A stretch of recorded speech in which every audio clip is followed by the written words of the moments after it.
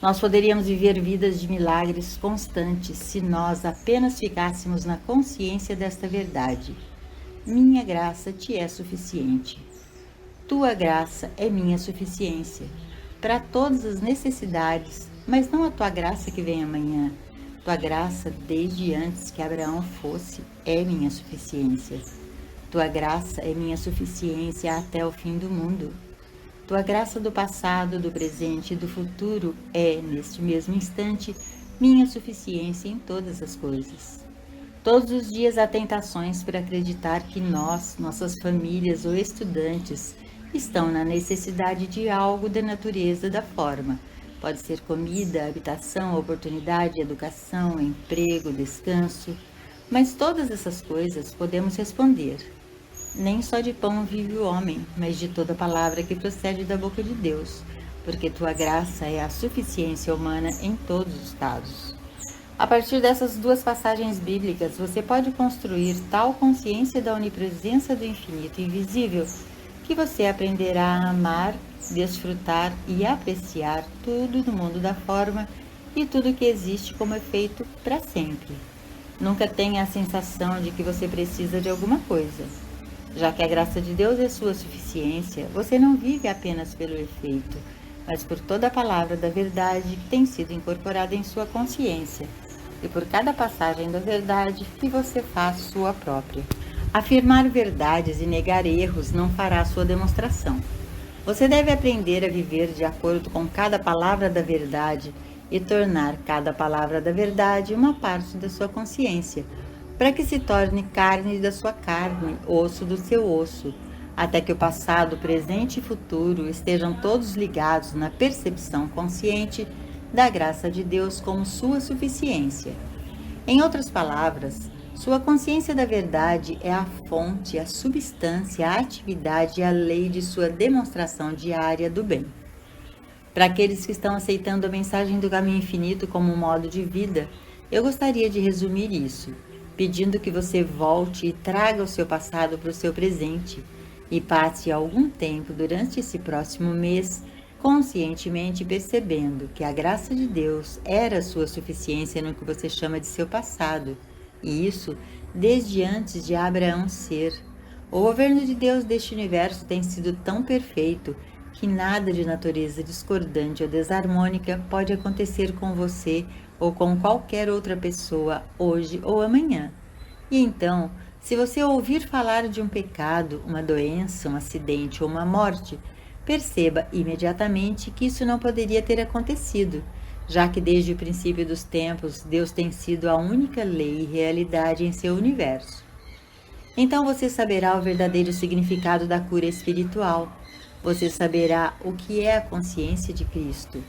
Você vai saber o que significa viver, mover-se e ter o seu ser na consciência de Deus, nunca aceitando as aparências, as tentações, discórdias, pecados, as doenças ou acidentes como algo diferente das tentações de acreditar no tempo e no espaço. Se você for capaz de ver o passado, deve tornar-se o presente para que você seja capaz de abranger tudo com o termo eu sou. Eu estou contigo. Eu estou contigo no passado e no presente. Eu estou contigo desde antes de Abraão existir. Eu sou a lei para você. Eu tenho sido a lei para você. Então, você será capaz de dar o próximo passo e trazer o futuro para o presente, de modo que, até o fim do mundo, seja abarcado em sua consciência, a consciência da onipresença do Eu Sou. Desta forma, todo o seu universo será abraçado no tempo e no espaço, desde antes de Abraão até o fim do mundo. Tudo isso que trouxe você para o aqui e agora, para esse Eu Estou Contigo. O tempo de Deus é agora, unicamente agora. O tempo de Deus existe desde antes que Abraão existisse e continuará existindo até o fim do mundo. Porque eu estou contigo desde antes de Abraão existir até o fim dos tempos. Eu sou o presente imediato agora. A graça de Deus agora é sua suficiência, e é suficiência para sua família, para os seus amigos e estudantes, e para todos que podem aceitar a graça de Deus. Punição. Às vezes, segredos tão profundos nos são revelados que somos abalados da cabeça aos pés. E quando isso acontece, aprendemos algo não apenas novo, mas algo que deve causar uma mudança drástica em nossas vidas. Tal é a experiência quando nós percebemos a natureza da punição e as razões da punição em nossa experiência.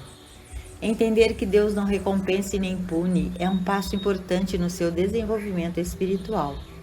Se você ficou impressionado com esta afirmação, você ponderou e meditou sobre ela, e em algum lugar ao longo desta linha da reflexão interna, você chegou à conclusão de que todas as teorias religiosas que foram ensinadas sobre o assunto da punição têm sido errôneas. E por si só já deveria ter feito uma mudança surpreendente em sua vida. Se você tiver a coragem de continuar sua cogitação interior ao longo desta linha, você será levado, em última análise, à verdade sobre a punição e a razão para a punição. E isso lhe dará a oportunidade de remodelar sua vida. Deus é ser individual, o que significa que Deus é o único eu e não existe caminho para qualquer dano ou mal entrar para contaminar a pureza infinita da alma de Deus, nem qualquer coisa que o mal possa atacar ou a que possa se ligar.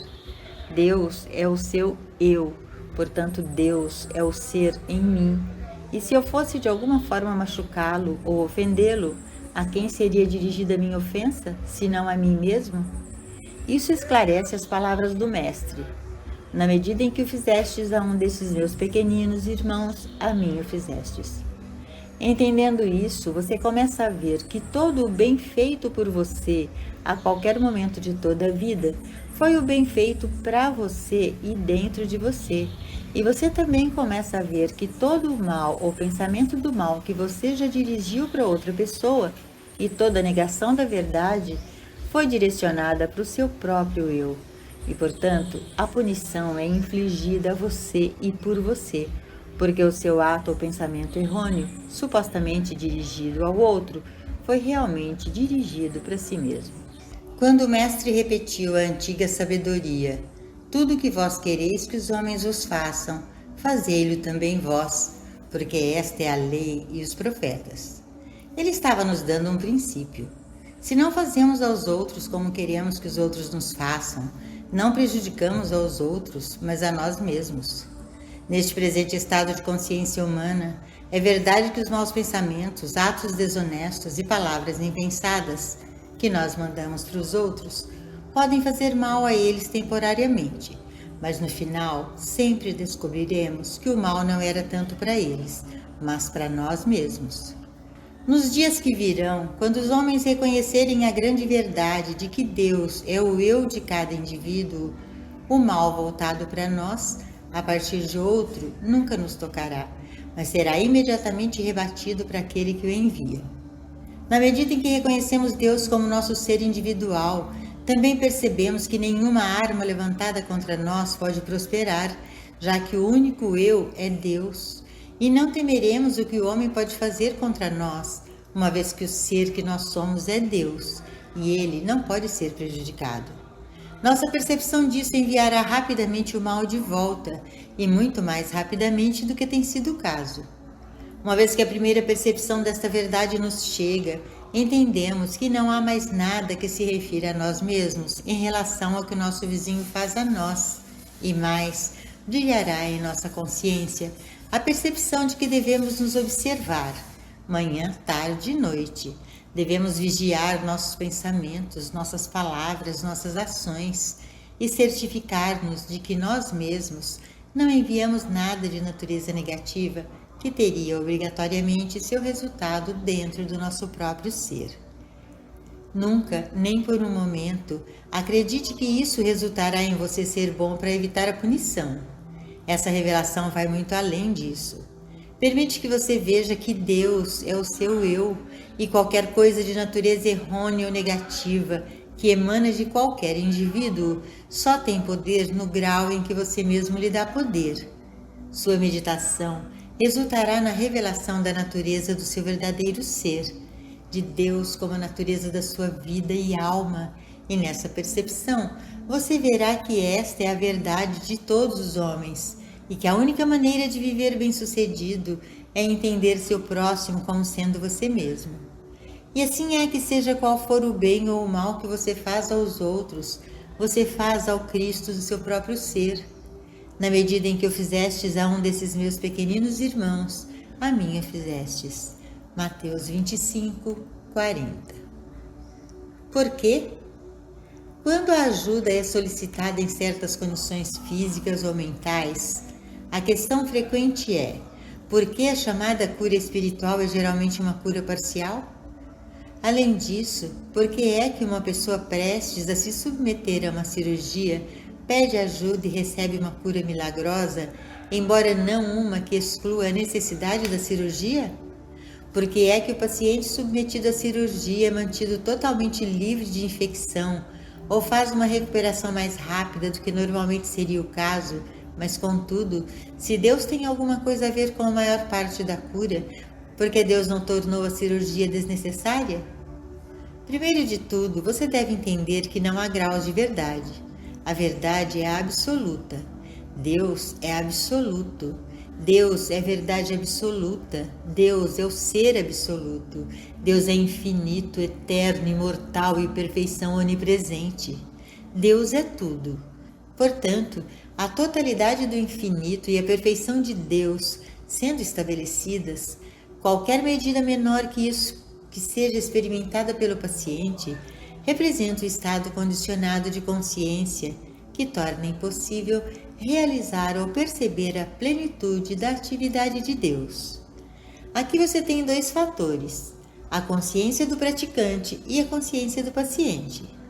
Vamos supor que a consciência do praticante é muito mais elevada e profunda do que a do paciente. Assim, o paciente chega ao praticante com um estado condicionado de consciência em que não é possível para ele abrir a sua consciência completamente à plenitude da atividade de Deus.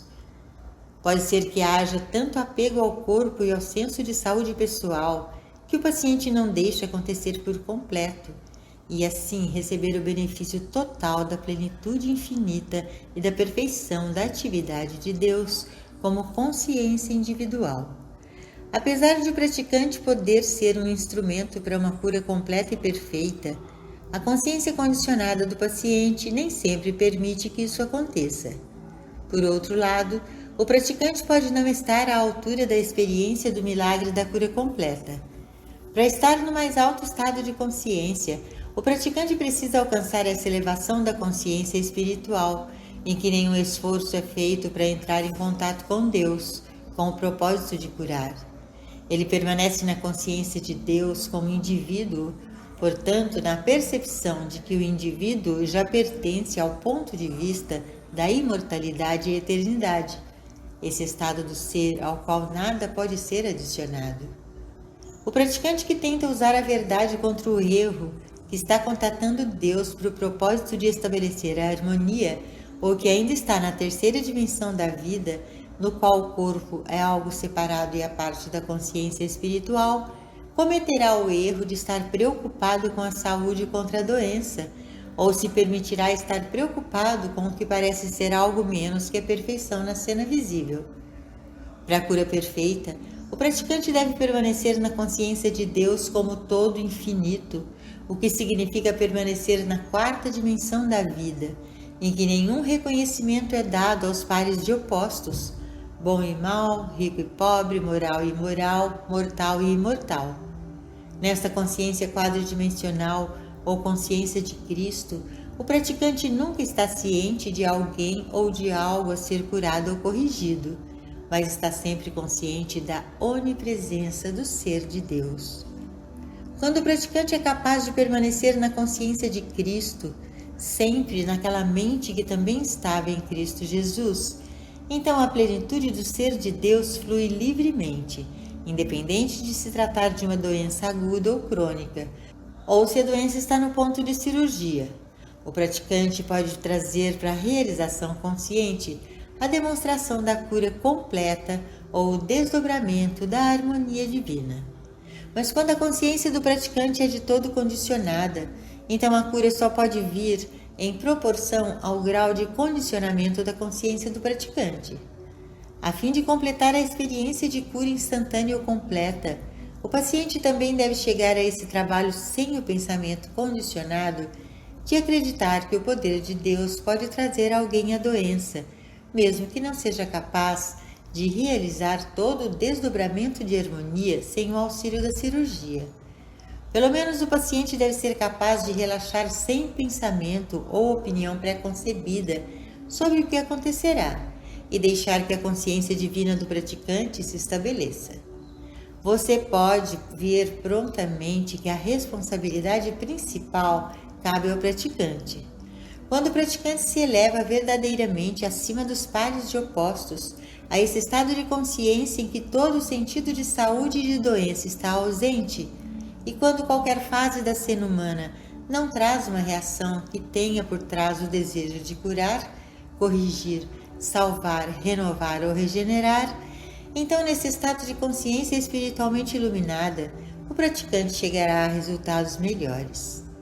Quando você se aproxima desse estado de não reação ao mundo das aparências, em que você não reage alegremente às boas aparências e certamente não reage com medo ou com dúvidas quanto às aparências do mal, você faz trabalhos de cura muito maiores e é capaz de dar uma maior confiança na grande verdade que Deus é àqueles que vêm a você, o que significa que a harmonia é, a perfeição é, a realidade é, e apesar de todas as aparências contrárias, só o bem é.